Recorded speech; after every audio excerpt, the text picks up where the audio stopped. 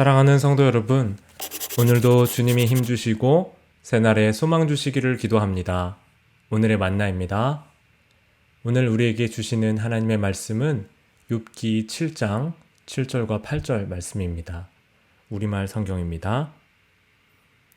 내 인생이 바람임을 기억해 주십시오.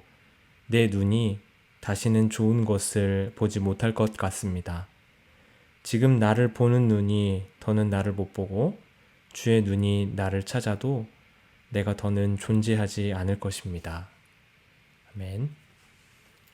2011년도에 작고한 소설가 박완서 선생님은 3살 때의 아버지를 여의었고 한국전쟁 때 우영대로 끌려간 오빠가 죽는 것을 경험했습니다. 6.25가 없었다면 나는 글을 썼을까라고 했던 것처럼 오빠의 죽음으로 인해 소설가가 되었습니다. 그런데 1988년 남편이 별세한 뒤 넉 달 뒤에 서울대 의대 레지던트였던 외아들도 교통사고로 갑자기 숨졌습니다. 차마 아들의 죽음을 받아들일 수 없던 박완서 선생님은 부산의 분도수녀원에 입거하면서 울부짖었습니다.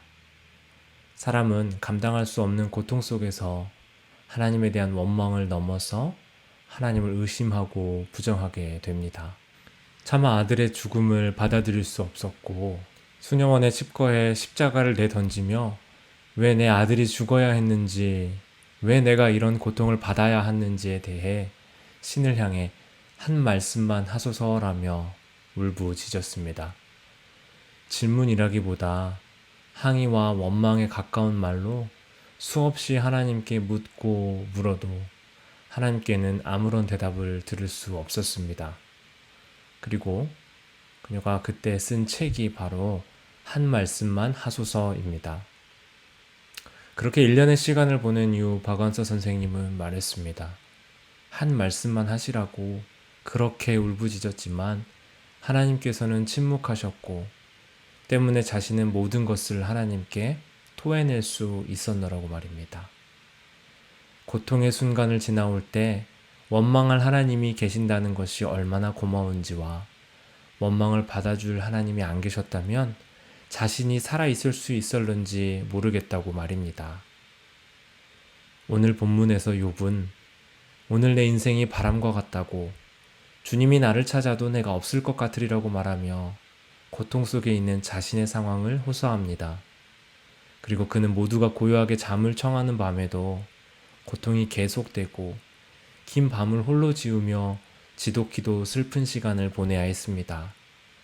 어쩌면 육체의 질병에서 오는 고통보다 하나님께 버림받았다라는 배신감과 고립감이 그를 더 힘들게 했을 것입니다.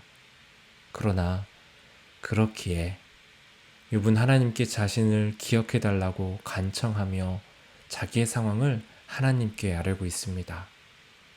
하나님께 구하고 하나님께서 욥의 인생에 개입해 주시길 간청하고 있습니다. 사랑하는 성도 여러분, 어려움이 있을 때, 문제가 생길 때 하나님께 울부짖고 구할 수 있다는 것이 얼마나 다행일까요? 하나님이 우리의 이야기를 들어주시니 얼마나 다행일까요? 오늘 우리에게 있는 문제의 상황, 어려움의 상황을 하나님께 아뢰십시오. 그리고 그분께서 내 인생에 개입해 주시기를 간청하십시다. 주님이 우리의 이야기를 지금도 듣고 계십니다. 기도하겠습니다. 하나님, 이해할 수 없는 괴로움 속에서도 고개를 들어 주님을 뵙길 원합니다. 주님이 우리에게 얼굴을 향하여 보고 계심을 기억하며 주님과 함께 동행하는 오늘 되도록 인도하여 주시옵소서. 예수님의 이름으로 기도합니다. 아멘. 성도 여러분 축복합니다. 오늘도 복된 하루 보내세요.